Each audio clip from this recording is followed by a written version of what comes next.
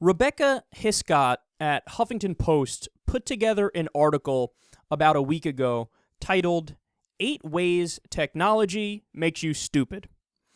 So, I'll give you the cliff notes of her argument. She says, number one, studies show the light that's emitted by phones fucks with your melatonin release, which is the sleepy chemical in your brain, and it fucks up your sleep schedule. Number two is you're more easily distracted and you check your phone a lot because you have, a smartphone and the internet at your fingertips. Number three is your memory is worse because you rely on the internet more. Okay.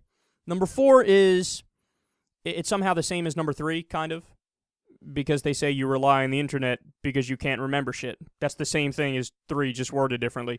Number five is you're more forgetful. That also seems like the same as number three and number four, in my opinion. Number six is you can't concentrate when you're reading. Our attention spans have gotten less. Number seven is you can't go anywhere without a GPS now.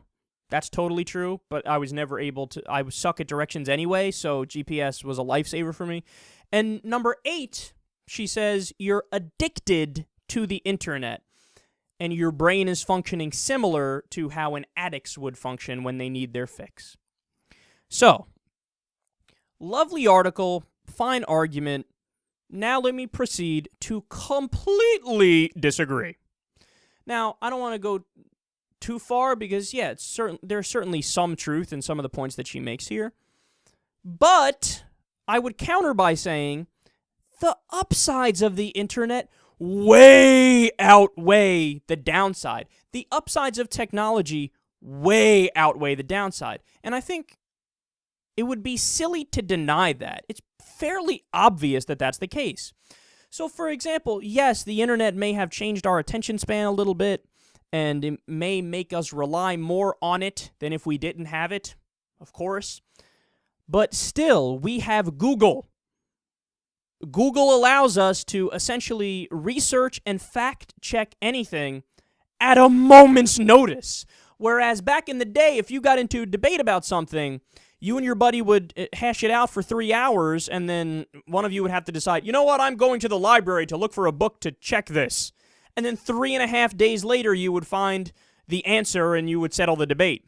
And you've lost days off your life doing something stupid. Whereas now, it's, oh, really? I can fact-check as you're talking. Oh, look, you're wrong. This is the downfall of Fox News, by the way. This is what's going to bring them down. People in new media like myself fact-checking them and saying, here's all the reasons they're wrong. Not opinion, just fact. Here's why they're wrong.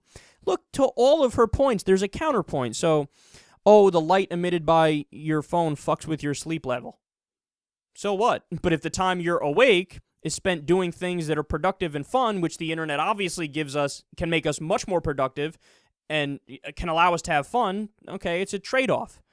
Shut your phone off earlier. What the fuck you want me to tell you? That doesn't mean technology makes us stupid. You can't go anywhere without a GPS. Like I said, I couldn't go anywhere beforehand because I suck with directions. A GPS is a lifesaver. I'm not sure I would have ever left my house if it wasn't for a GPS. And to me, the worst point is the point of addiction. You're addicted to the internet like an addict. Obviously like an addict. Like somebody who's on drugs.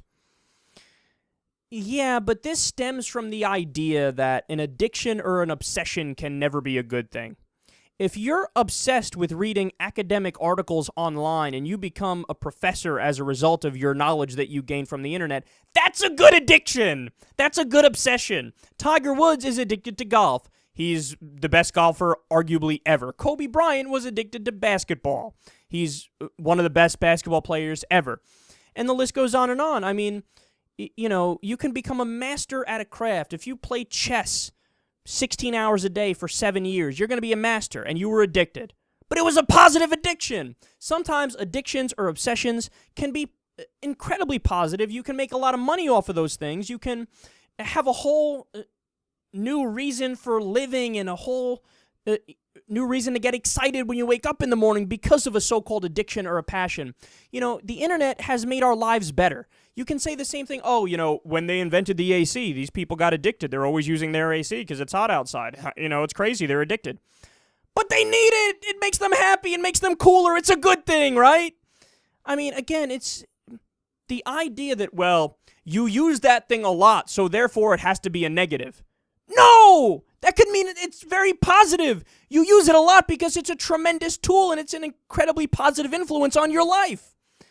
So the whole tone of the article, I'm sorry, but it's that old 1950s thinking. It's the Fox News style thinking of like, meh, technology is evolving and things are changing in the way the world works and I don't like it because I like the old school thing better because I'm used to it. Meh. Let me make an argument from emotion and pretend like I'm being objective. You're not being objective. You're being silly. People in the Morse code industry hated it when the telephone came along and they lost all their jobs. People in the horse and buggy industry railed against the creation of the car, right? And every time somebody argued against innovation, they were dead wrong. So when you write an article, 8 ways technology makes you stupid, ironically, it makes you look stupid.